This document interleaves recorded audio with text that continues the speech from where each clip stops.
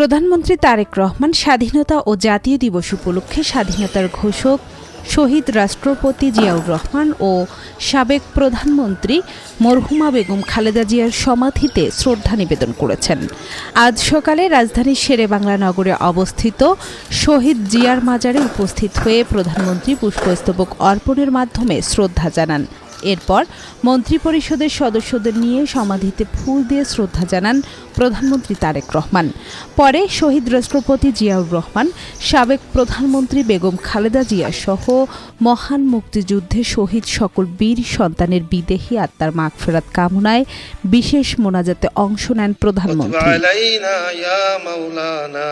إنك أنت التواب الرحيم سبحان ربك رب العزة عما يصفون وسلام على المرسلين الحمد لله رب العالمين بحق لا إله إلا الله محمد رسول الله